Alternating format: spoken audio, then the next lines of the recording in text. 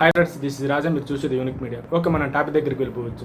Asia ఖండంలోనే ఎక్కువ border share చేసుకునే దేశాలు ఏమైనా ఉన్నాయంటే ఇండియా, చైనా దేశాలు అనేసి అయితే మనం చెప్పుకోవచ్చు. ఇటువంటి దేశాల మధ్య యుద్ధం సంభవించే పరిస్థితులు నెలకొంటున్నాయా అనేసి అయితే చాలామందికి డౌట్ రావచ్చు. అయినా యుద్ధం సంభవించే పరిస్థితులు నెలకొంటున్నాయా అనేసి అయితే మనం చెప్పుకోవచ్చు.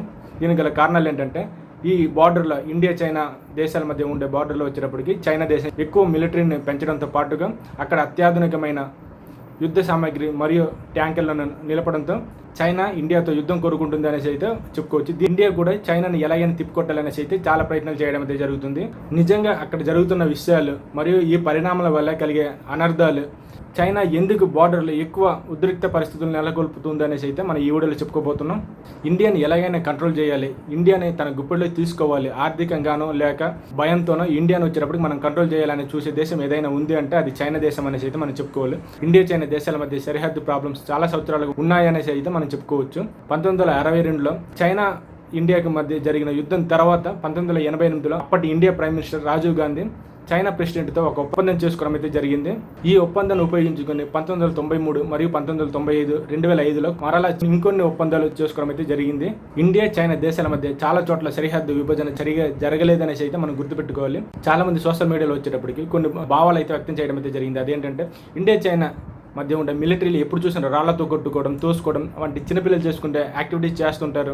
మన బార్డర్లోకి వచ్చేటప్పటికి కాల్చిపడేయచ్చు కదా, గన్స్ ఉన్నాయి కదా, ఇటువంటి సాహసం ఇండియా మిలిటరీ చేయదా అనేసి అయితే చాలా మంది డౌట్లు అయితే వ్యక్తం చేయడం అయితే జరిగింది.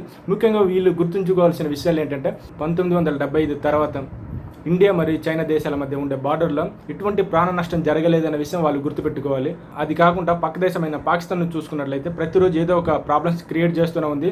ఈ బార్డర్లో చాలామంది దగ్గర కొన్ని వేల మంది సైనికులు మరణించిన విషయం మనం గుర్తుపెట్టుకోవాలి. ఎందుకు ఇండియా మరియు చైనా దేశాల మధ్య ఉండే బార్డర్లో ఎటువంటి ప్రాణ నష్టం జరగలేదనేసి అయితే మీకు డౌట్ రావచ్చు. దీని గురించి అయితే మనం 1988లో చేసుకున్న ఒప్పందం గురించి అయితే మనం చెప్పుకోవచ్చు. 1988లో అప్పటి ఇండియా ప్రైమ్ మినిస్టర్ అయిన రాజీవ్ గాంధీ మరియు చైనా ప్రెసిడెంట్ అయిన డెంగ్తో ఒక ఒప్పందం చేసుకోవడం అయితే జరిగింది. అదేంటంటే, ఇండియాకి చైనాకి మధ్య చాలా చోట్ల సరిహద్దు విభజన జరగలేదనేసి అయితే విషయాన్ని స్పష్టంగా తెలుస్తుంది. ఈ సరిహద్దు మూలంగా ప్రాబ్లమ్స్ రాకూడదనేసి అయితే ఈ ఒప్పందం కుదుర్చుకోవడం అయితే జరిగింది. ఈ ఒప్పందంలో సరిహద్దులో ఏదైనా ప్రాబ్లమ్స్ అక్కరైతే ఈ రెండు దేశాలు ఒక కమిటీ, ఉన్నత స్థాయి కమిటీని ఏర్పాటు చేసుకొని ఈ కమిటీ మూలంగా ఆ ప్రాబ్లం సాల్వ్ చేసుకోవాలి తప్ప ఎదుట మిలిటరీని కాల్చిపడేయడం, వాళ్ళని బందీలుగా పట్టుకోవడం, ఇటువంటి యాక్టివిటీ చేయకూడదనేసి అయితే ఈ ఒప్పందంలో స్పష్టంగా చెప్పడం అయితే జరిగింది. దాంతోపాటుగా ఈ ఒప్పందాన్ని ఉపయోగించుకొని 1993, 96, 2005లో కూడా ఇంకొన్ని ఒప్పందాలు చేసుకోవడం అయితే జరిగింది. ఈ ఒప్పందాల్లో ఎక్కువగా ఫోకస్ చేసిన విషయాలు ఏంటంటే, ఈ బార్డర్లో చైనా మరియు ఇండియా దేశాలు ఉండే బార్డర్లో ఎటువంటి ప్రాణ నష్టం జరగకూడదు. ఈ సరిహద్దులో ఏదైనా ప్రాబ్లమ్స్ అక్కరైతే ఒక ఉన్నత స్థాయి కమిటీ మూలంగా ఈ ప్రాబ్లం సాల్వ్ చేసుకోవాలనేసి అయితే వీళ్ళు ఈ ఒప్పందంలో స్పష్టంగా చెప్పడం అయితే జరిగింది. దీన్ని ఆధారంగా చేసుకొని ఇప్పటివరకు చైనా మరియు ఇండియా మధ్య ఎటువంటి ప్రాణ నష్టం జరగలేదనేసి అయితే చెప్పుకోవాలి. ఏదైనా చిన్న గొడవలు తలెత్తినట్లయితే ప్రాణాలు పోకుండా వీళ్ళ చిన్న ఘర్షణలు చేయడం అయితే జరుగుతుంది. అవి ఏంటంటే, రాళ్లతో కొట్టుకోవడం, ఒకరిని ఒకరు తోసుకోవడం, ఇటువంటి చిన్న ఘర్షణలు జరుగుతున్నాయి. ఈ ఘర్షణలు తీవ్రతరం దాల్చుతున్నాయి అనుకుంటే దీనికి సంబంధించిన కమిటీలు వెంటనే స్పందించి వెంటనే రంగంలోకి దిగి ఈ రెండు దేశాల మధ్య చర్చలు జరిపి ఈ ప్రాబ్లంని సాల్వ్ చేయడం అయితే జరుగుతూ వచ్చింది. అప్పటి నుండి ఇప్పటి వరకు ఇలానే ప్రాబ్లం సాల్వ్ చేస్తూ వస్తున్నాం.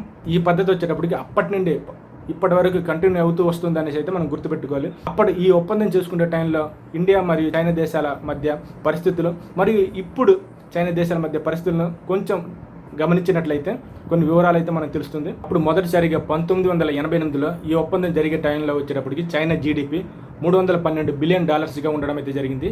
ఇండియా జీడిపి వచ్చేటప్పటికి $297 బిలియన్ అయితే ఉంది. ఈ రెండింటి మధ్య జీడిపిలో పెద్ద వ్యత్యాసం లేదనేసి అయితే మనం చెప్పుకోవచ్చు. వీళ్ళు ఈ చైనా మరియు ఇండియా మిలిటరీ గురించి ఖర్చు పెట్టిన మొత్తం చూసుకున్నట్లయితే చైనా వచ్చేటప్పటికి వాళ్ళ మిలిటరీ కోసం అయితే $11.4 బిలియన్ ఉపయోగించినట్లయితే తెలుస్తుంది. ఇండియా వచ్చేటప్పటికి వాళ్ళ మిలిటరీ ఖర్చుల కోసం అయితే $10.6 బిలియన్ అయితే ఉపయోగించడం అయితే జరిగింది. దీంట్లో వాళ్ళ మిలిటరీ కోసం ఉపయోగించిన ఖర్చులో కూడా పెద్ద డిఫరెన్స్ లేదనేసి అయితే మనం చెప్పుకోవాలి. ఇటు జీడిపి కానీ ఇటు మిలిటరీ ఖర్చు పెట్టిన అమౌంట్లో కూడా పెద్దగా ఇండియాకి చైనాకి పెద్ద డిఫరెన్స్ లేదనేసి అయితే మనం చెప్పుకోవాలి. ఇప్పుడు 2018, 2020 మధ్య కాలంలో చూసుకున్నట్లయితే చైనా జీడిపి వచ్చేటప్పటికి $13.6 ట్రిలియన్ చెప్పుకోవచ్చు. అదే ఇండియా జీడిపి తీసుకున్నట్లయితే $2.7 ట్రిలియన్ అయితే చెప్పుకోవచ్చు. దగ్గరగా 5 రెట్లు మనం వెనకంజలో ఉన్నాం జీడిపి లెవెల్లో చైనాతో కంపేర్ చేసుకున్నట్లయితే ఇండియా. ఈ రెండు దేశాలు మిలిటరీ కోసం ఎంత ఖర్చు పెట్టారని చూసుకున్నట్లయితే చైనా దేశం వాళ్ళ మిలిటరీ ఖర్చుల కోసం అయితే $261 బిలియన్ ఖర్చు పెట్టినట్లయితే తెలుస్తుంది. అదే ఇండియా గవర్నమెంట్ వాళ్ళ మిలిటరీ కోసం $70-72 బిలియన్ ఖర్చు పెట్టినట్లయితే తెలుస్తుంది. దగ్గరగా 3 రెట్లు తక్కువ మన ఇండియా మిలిటరీ కోసం ఖర్చు పెట్టినట్లయితే స్పష్టంగా తెలుస్తుంది. ఈ లెక్కలను చూసుకున్నట్లయితే 1988లో మనం ఒప్పందం చేసుకునే టైంలో వచ్చేటప్పటికి చైనా మరియు ఇండియా రెండు పెద్దగా డిఫరెన్స్ లేకుండా అయితే జీడిపి కానీ వాళ్ళ మిలిటరీ ఖర్చుల కోసం ఉపయోగించే అమౌంట్ కానీ పెద్దగా డిఫరెన్స్ అయితే లేదు. కానీ 2018-2020 మధ్య కాలంలో వచ్చేటప్పటికి జీడిపిలో 5 రెట్లు వెనకంజలో మనం ఉన్నాం. దాంతోపాటుగా మిలిటరీకి ఉపయోగించే అమౌంట్లో 3 రెట్లు మనకన్నా చైనా ఎక్కువ ఖర్చు పెడుతుంది అనేసి అయితే తెలుస్తుంది.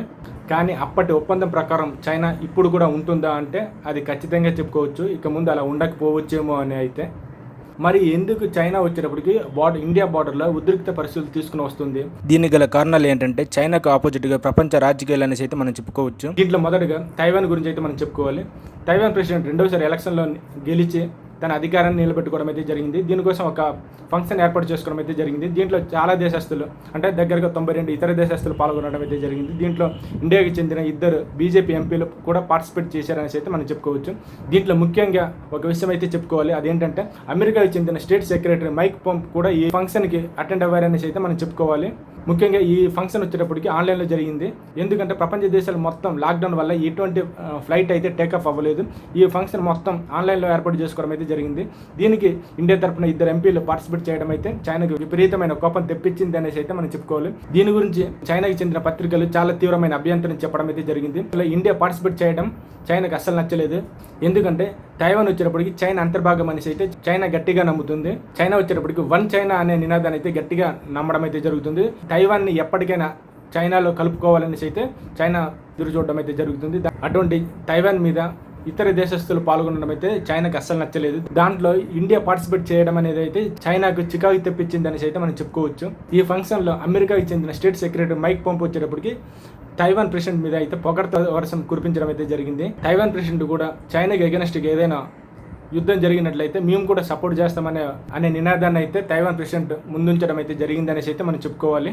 దీంట్లో ముఖ్యంగా ఈ కరోనా వైరస్ ఎప్పటి నుండి స్ప్రెడ్ అయింది అప్పటి నుండి అయితే చైనాకి ఎగనెస్ట్గా ప్రపంచ దేశాల ప్రయత్నాలు తీవ్రతరం చేసినాయి అనేసి అయితే మనం చెప్పుకోవాలి. ఈ చైనాలో ఈ కరోనా వైరస్ ఎలా స్ప్రెడ్ అయ్యింది, దీని గురించి ఫుల్ ఇన్ఫర్మేషన్ గ్యాదర్ చేయాలని అనే దాని గురించి అయితే కొన్ని దేశాలు సంతకాలు సేకరించడం అయితే జరిగింది. దాంట్లో ఇండియా కూడా సంతకం పెట్టింది అనేసి అయితే చైనా మీడియా ఎత్తి చూపించింది. దీంట్లో ఎక్కువగా ఇండియా వచ్చేటప్పటికి చైనాను ఉద్దేశించి 2 నాలుకల ధోరణి అవలంబిస్తుంది అనేసి అయితే చెప్పడం అయితే జరిగింది. 3వ పాయింట్ వచ్చేటప్పటికి make in India, made in India ఈ ప్రాసెస్ ఇలానే కంటిన్యూ అయ్యిందంటే ఇతర దేశాల నుండి ఇంపోర్ట్ చేసుకుంటున్న ముఖ్యంగా చైనా నుండి ఇంపోర్ట్ చేసుకున్న వస్తువులను అయితే తక్కువ చేసుకోవడం అయితే జరుగుద్ది. దీనివల్ల ఆర్థికంగా ఇబ్బందులు ఎదుర్కోవాల్సి వచ్చుద్ది అనేసి అయితే చైనా అనుకోవడం, ఎలాగైనా ఇండియాను భయభ్రాంతులు గురి చేయాలనేసి అయితే మిలిటరీని ఉపయోగించి కొన్ని ఉద్రిక్త పరిస్థితులు నెలకొల్పడం అయితే జరుగుతూ వచ్చింది. దీంట్లో వచ్చేటప్పటికి ఇండియాకి 2 ఛాన్సులు అయితే ఉంటాయి. అదేంటంటే చైనా కూడా చర్చలు జరిపి చైనా ఏం కండిషన్లు పెడుతుంది ఆ కండిషన్స్ ఒప్పుకొని మరలా చైనా కూడా వాణిజ్యం చేసుకోవడం. రెండోది వచ్చేటప్పటికి నువ్వనైనా చూసేసుకుందాం దా అనేసి అయితే పిలవడం అయితే జరుగుతుంది. దీంట్లో వచ్చేటప్పటికి ముఖ్యంగా నువ్వనైనా చూసుకుందాం అనే ధోరణికి అవలంబించినట్లయితే ఇతర దేశాల యొక్క స్ట్రెంగ్త్ అండ్ వీక్నెస్, మన దేశం యొక్క స్ట్రెంగ్త్ అండ్ వీక్నెస్ ముఖ్యంగా ఫోకస్ చేయాల్సి ఉంటుంది. దీంట్లో ఇండియా చైనా మిలిటరీ గురించి కంపేర్ చేసుకున్నట్లయితే మనకన్నా చైనా వచ్చేటప్పటికి మిలిటరీ కోసం 3 రెట్లు ఎక్కువ అమౌంట్ ఖర్చు పెట్టడం అయితే జరుగుతుంది. దీనివలన అత్యాధునికమైన టెక్నాలజీ చైనా సొంతం అనేసి అయితే మనం చెప్పుకోవచ్చు. ముఖ్యంగా చైనాను అణిచివేయాలనే ధోరణి అవలంబించే దేశాలు ఏదైనా ఉన్నాయంటే ఫస్ట్ అమెరికాని చెప్పుకోవాలి. అమెరికా రీసెంట్గా అంటే 2 న్యూస్ అప్డేట్ అవుతున్నాయి. దీంట్లో మొదటికి వచ్చేటప్పటికి లేసర్ వెపన్ అంటే సముద్రంలో ఉండే యుద్ధ నౌకల నుండి ఆకాశంలో వెళ్ళే విమానాన్ని టార్గెట్ చేసి ఈ లేసర్ను ఉపయోగించి ఆ విమానాన్ని పేల్చి పడేసే టెక్నాలజీని లేసర్ వెపన్ అంటారు. దీంట్లో అమెరికా వచ్చేటప్పటికి టెస్ట్ చేసి సక్సీడ్ అవ్వింది అనేసి అయితే మనం చెప్పుకోవచ్చు. రెండవది వచ్చేటప్పటికి అమెరికా మరల అణుబాంబు ప్రయోగాలు చేయబోతున్నాం అనేసి అయితే ప్రకటించడం అయితే జరిగింది. దీంతో ప్రపంచ మీడియా ఒక్కసారిగా ఉలిక్కి పడడం అయితే జరిగింది. దీనివలన ప్రపంచ దేశాలు మొత్తం భయపడడం అయితే జరుగుతుంది. ప్రపంచ యుద్ధం మరలా రాబోతుందా అనేసి అయితే ప్రపంచ దేశాలు భయపడడం అయితే జరిగింది. దీని మూలంగా చైనా మీద ఎక్కువ ఒత్తిడి జరిగింది అనేసి అయితే చెప్పుకోవాలి. ఇటు తైవాన్ ప్రెసిడెంట్, రెండోది వచ్చేటప్పటికి అమెరికా ప్రెషర్, మూడోది వచ్చేటప్పటికి మేక్ ఇన్ ఇండియా నాలుగోది వచ్చేటప్పటికి ప్రపంచ దేశాలు మొత్తం కలిసి చైనాను ఒంటరిగా చేయాలనేసి అయితే ప్రయత్నాలు జరుగుతున్నాయి. దీనివలన ఇండియా మీద చైనా విపరీతమైన కోపం పెంచుకోవడం అయితే జరుగుతుంది. ఎందుకంటే ఇండియా కూడా ఆ దేశాన్ని సపోర్ట్ చేస్తుంది అనేసి అయితే చైనా గట్టిగా నమ్ముతుంది. చైనా ఇండియా మీద కోపం పెంచుకుంది అంటే దానికి ముందుగా ఇండియా ఒక వీక్నెస్ అంటే బలహీనతల గురించి అయితే మనం చెప్పుకోవాలి. రీసెంట్గా 6 సంవత్సరాల ముందు మనం ఒక బోట్ని, అత్యాధునికమైన టెక్నాలజీ కలిగిన ఒక బోట్ని అయితే మనం కొనడం అయితే జరిగింది. ఈ బోట్ ఎక్కడ ఉపయోగిస్తున్నారంటే చైనా మరి ఇండియా బార్డర్లో ఉండే పాంకాంగ్ సో అనే ఒక నదిలో ఈ బోట్ని పెట్రోలింగ్ కోసం ఉపయోగించడం అయితే జరుగుతుంది. దానికి ముందు ఉపయోగించే బోటు చుట్టూ చైనా మిలిటరీ బోట్లు పెట్టుకొని చక్కర్లు కొట్టేదంటే అంటే చైనా మిలిటరీ అప్పుడే అప్డేట్ అయ్యింది. కానీ మనం 6 సంవత్సరాల ముందు ఒక బోట్ను కొనడం అయితే జరిగింది. దీన్ని బట్టి తెలియలేదా మనం ఎంత వీక్గా ఉన్నాము. పాంకాంగ్ సో ఈ నది వచ్చేటప్పటికి దగ్గరగా 134 కిలోమీటర్లు అయితే చైనా నుండి ఇండియాకి ప్రవహించడం అయితే జరుగుతుంది. ఇది దగ్గరగా 20 కిలోమీటర్లు మన ఇండియా మరియు చైనా బార్డర్లో షేర్ చేసుకోవడం అయితే జరుగుతుంది. మన ఇండియాలోకి వచ్చేటప్పటికి 54 కిలోమీటర్లు ఈ నది ప్రవహించడం అయితే జరుగుతూ వచ్చింది. తర్వాత వచ్చేటప్పటికి ఫింగర్ పాయింట్స్ అంటే ఫ్లాష్ పాయింట్ అని చెప్పుకోవచ్చు. ఎక్కువగా తగాదాలు వచ్చే ప్రదేశాలను అయితే ఫ్లాష్ పాయింట్ అనేసి అయితే చెప్పడం అయితే జరుగుతుంది. చైనా ఇండియా మధ్యలో 23 నుండి 28 వరకు ఫ్లాష్ పాయింట్స్ ఉన్నాయనేసి అయితే గుర్తించడం అయితే జరిగింది. ఈ ఫ్లాష్ పాయింట్స్ వచ్చేటప్పటికి ఎక్కువగా పాంకాంగ్ షో అనే నది సరౌండింగ్లో ఉండడం అయితే జరుగుతూ వచ్చింది. 1962లో చైనాకి మరియు ఇండియాకి జరిగిన అతిపెద్ద యుద్ధంలో చైనా గవర్నమెంట్ చైనా మిలిటరీని ఎక్కువగా ఈ పాంకాంగ్ సో అనే నదిలో మోహరించడం అయితే జరిగింది. అంత ప్రాముఖ్యం కలిగిన ఈ నదిని పెట్రోలింగ్ చేయడం కోసం మన మిలిటరీ 6 సంవత్సరాల ముందు ఒక అత్యాధునికమైన ఒక బోట్ను కొనడం అనేది అయితే చాలా వీక్గా ఉన్నామనేసి అయితే మనం స్పష్టంగా చెప్పుకోవచ్చు. ఈ పాంకాంగ్ సో నదిని చైనా వాళ్ళు చైనాది అనేసి అయితే ఇండియా వాళ్ళు ఇండియాది అనేసి అయితే వాదించుకోవడం జరుగుతూ వచ్చింది. ఈ నది యొక్క ఇండియాలో ఉంది కాబట్టి ఈ నది ఇండియాకే సొంతం అనేసి అయితే ఇండియా వాదిస్తుంది. స్టార్టింగ్ చైనాలోనే స్టార్ట్ అయింది కాబట్టి ఈ నది మాకే సొంతం అనేసి చైనా వాదించడం అయితే జరుగుతూ వచ్చింది. మనం చెప్పుకున్నాం ఫ్లాష్ పాయింట్ అంటే ఫింగర్ పాయింట్. ఈ ఫింగర్ పాయింట్లు ఎక్కువగా 1 నుండి 8 వరకు వచ్చేటప్పటికి LIC కంట్రోల్లో ఉందనేసి లైన్ ఆఫ్ యాక్చువల్ కంట్రోల్ పరిధిలోకి వస్తుందనేసి అయితే ఇండియా గవర్నమెంట్ చెప్పడం అయితే జరిగింది. దీనికి చైనా వచ్చేటప్పటికి 1 నుండి 5 వరకే LICలో ఉంది. 5కు పైగా ఉన్న ఫ్లాష్ పాయింట్లు అంటే ఫింగర్ పాయింట్లు వచ్చేటప్పటికి చైనాకు సొంతం అనేసి అయితే చైనా చెప్పడం అయితే జరుగుతుంది. ఈ ఫింగర్ పాయింట్లు 1 నుండి 4 వరకు వచ్చేటప్పటికి చైనా ఆధీనంలో ఉంటుంది. 5 నుండి 8 వరకు వచ్చేటప్పటికి ఇండియా ఆధీనంలో అయితే ఉండడం జరుగుతుంది. ఈ ఫింగర్ పాయింట్లను ఎప్పటికప్పుడు పెట్రోలింగ్ చేయడం అయితే జరుగుతూ వస్తుంటుంది. చైనా మిలిటరీ వచ్చేటప్పటికి ఈ పెట్రోలింగ్ కోసం కొన్ని వాహనాలు ఉపయోగించి 1 నుండి 4 వరకు అయితే పెట్రోలింగ్ చేయడం అయితే జరుగుతూ వచ్చింది. మన ఇండియా మిలిటరీ వచ్చేటప్పటికి 5 నుండి 8కి వెళ్ళడానికి అయితే బై వాక్ నడిచే వెళ్ళాలి పెట్రోలింగ్ చేయడానికి కోసం అయితే. మీరే ఊహించి చూడండి, దగ్గరగా ఈ పాంకాంగ్ సో అనే ఒక నది సముద్ర మట్టం నుండి 13,000 నుండి 14,000 అడుగుల ఎత్తులో ఉండడం. దీంట్లో వెళ్ళడానికి ఎటువంటి దారులు అయితే లేవనేసి చెప్పుకోవాలి. బై వాక్ మూలంగా వీళ్ళు పెట్రోలింగ్ చేయడం అయితే జరుగుతూ వచ్చింది. దీంట్లో మనం ఎంత వీక్నెస్ అయితే తెలుస్తుంది. ముఖ్యంగా కాపలా ఉండే ఈ ఫింగర్ పాయింట్లో మన మిలిటరీకి ఎటువంటి టెక్నాలజీ అందుబాటులో లేదనేసి అయితే మనం చెప్పుకోవచ్చు. వాళ్ళకి వెళ్ళడానికి అయితే వాహనాలు ఉన్నాయి, మనకి వెళ్ళడానికి అయితే బై వాక్ ఎటువంటి వాహనాలు సమకూర్చుకోలేదనేసి అయితే మనం చెప్పుకోవచ్చు. ఇప్పుడు లేటెస్ట్ న్యూస్ ఏంటంటే చైనా మిలిటరీ 4 ఫింగర్ ప్రింట్ 4 మరియు ఫింగర్ ప్రింట్ 5లో ఇన్లెట్ గుంటలు తవ్వి మన వాళ్ళని పెట్రోలింగ్ చేయడానికి ఇబ్బందులు సృష్టించారనేసి అయితే చెప్పడం అయితే జరుగుతుంది. ఇది అఫీషియల్గా అనౌన్స్మెంట్ జరగలేదు, కానీ మన వాళ్ళు పెట్రోలింగ్ చేసే టైంలో 8 వరకు వెళ్ళడం కుదరట్లేదు అనేసి అయితే చెప్పడం అయితే జరిగింది. మనం దీన్ని బట్టి చెప్పొచ్చు ఈ ప్లేస్లో మన మిలిటరీ వీక్గా ఉంది అనేసి అయితే. 4-5 సంవత్సరాలకు ముందు వచ్చేటప్పటికి ఈ చైనా మిలిటరీ ఫింగర్ పాయింట్ 4 మరియు ఫింగర్ పాయింట్ 5లో కొన్ని బిల్డింగ్స్ ఏర్పాటు చేయడానికి అయితే ప్రయత్నాలు జరిపింది. దీన్ని ఇండియా గవర్నమెంట్ ఎదుర్పు తెలపడం అయితే జరిగింది. దాంతోపాటుగా నువ్వు 4-5లో బిల్డింగ్ కట్టడం స్టార్ట్ చేసినట్లయితే నేను 6-7-8లో సొంత బిల్డింగ్స్ కట్టడానికి స్టార్ట్ చేస్తామనేసి అయితే ఇండియా గవర్నమెంట్ చెప్పడం అయితే జరిగింది. దీనివల్ల చైనా మిలిటరీ మరియు చైనా గవర్నమెంట్ కట్టిన బిల్డింగ్లను పడగొట్టడం అయితే జరిగింది. దీంట్లో ముఖ్యంగా కార్గిల్ యుద్ధ సమయంలో జరిగిన కొన్ని ముఖ్యమైన విషయాలు అయితే ఈ వీడియోలో చెప్పుకోవాలి. కార్గిల్ యుద్ధం వచ్చేటప్పటికి పాకిస్తాన్కి మరియు ఇండియాకి మధ్య జరిగింది అనేసి అయితే మనకు అందరికీ తెలుసు. ఈ టైంలో చైనా బార్డర్లో బస్తీ కాస్తున్న మన మిలిటరీని పింగ్ పాంగ్ సో వద్ద ఉండే సైనికులను కార్గిల్ యుద్ధం కోసం అయితే పాకిస్తాన్ బార్డర్ తరలించడం అయితే జరిగింది. ఈ టైంలో చైనా మిలిటరీ ఇండియా బార్డర్లో 5 కిలోమీటర్ల వరకు చొచ్చుకు వచ్చి అక్కడ రోడ్లు ఏర్పాటు చేయడం అయితే జరిగింది. ఈ రోడ్డును చైనా రోడ్లతో అనుసంధానం చేయడం అయితే జరిగింది.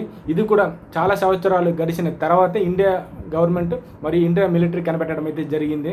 కానీ కనిపెట్టిన ఏం చేయలేని పరిస్థితి. ఇప్పుడు ఆ రోడ్ను కూల్చివేయడం అయితే కుదరదు, ఎందుకంటే చైనా అటువైపు నుండి చైనా ఎగెన్స్ట్ చెప్పడం అయితే జరుగుతూ వచ్చింది. దానివల్ల ఇప్పటివరకే ఏం డిసిషన్స్ అయితే ఇండియా గవర్నమెంట్ తీసుకోలేదనేసి అయితే మనం చెప్పుకోవచ్చు. ఇప్పుడు జరుగుతున్న సిచ్యువేషన్స్ ఇండియాని ఎలాగైనా భయం గురి చేసి ఇండియాను తదినంలోకి తీసుకోవాలనేసి అయితే చైనా ప్రయత్నాలు చేయడం అయితే జరుగుతుంది. ఎందుకంటే ఇప్పుడున్న పరిస్థితుల్లో చైనాకి ఏ దేశం కూడా సపోర్ట్ చేయదు, రష్యా కూడా సపోర్ట్ చేసే పరిస్థితులు అయితే లేవు.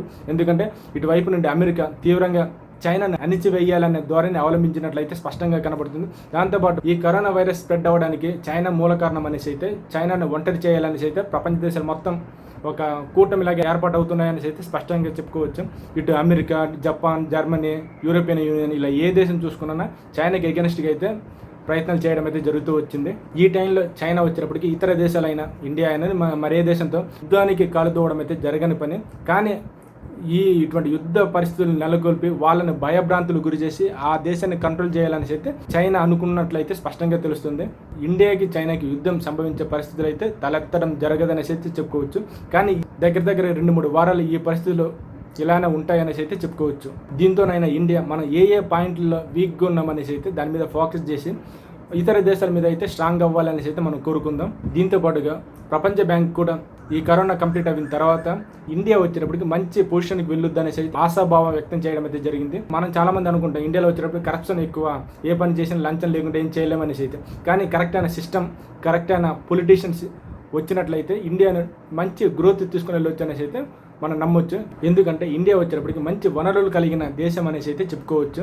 దీంతో ఇండియాలో ఈ చైనా ప్రోడక్ట్లను నిషేధించడం లేదా బహిష్కరించడం జరిగినట్లయితే చైనా ఆర్థికంగా ఇబ్బందులు పడుద్ది. దీంతో మన ముందు తోకాడించడం కూడా జరగని విషయం అయితే మనం చెప్పుకోవచ్చు. కానీ నేను ఎగ్జాంపుల్ చెప్పడం అయితే జరిగింది. మన స్ట్రెంత్ ఏంటి అనేసి అయితే మనం గుర్తుపెట్టుకొని దాని మీద ఎక్కువ ఫోకస్ చేసి వీక్నెస్ని తక్కువ చేసుకునేటట్లు ఉంటే ఇండియా ప్రపంచంలోనే నెంబర్ 1 పొజిషన్కి వెళ్ళడానికి చాలా ఛాన్సెస్లు ఉన్నాయనేసి అయితే మనం గుర్తించాలి. ఈ వీడియో మీకు నచ్చినట్లయితే లైక్ చేయండి, షేర్ చేయండి, నా ఛానల్ అయితే సబ్స్క్రైబ్ చేసుకోండి, పక్కన బెల్ ఐకాన్ అయితే యాక్టివేట్ చేసుకుని అప్పుడే నేను ఫర్దర్ చేసే వీడియోస్ మీ మొబైల్కి నోటిఫికేషన్ రావడం అయితే జరుగుతుంది.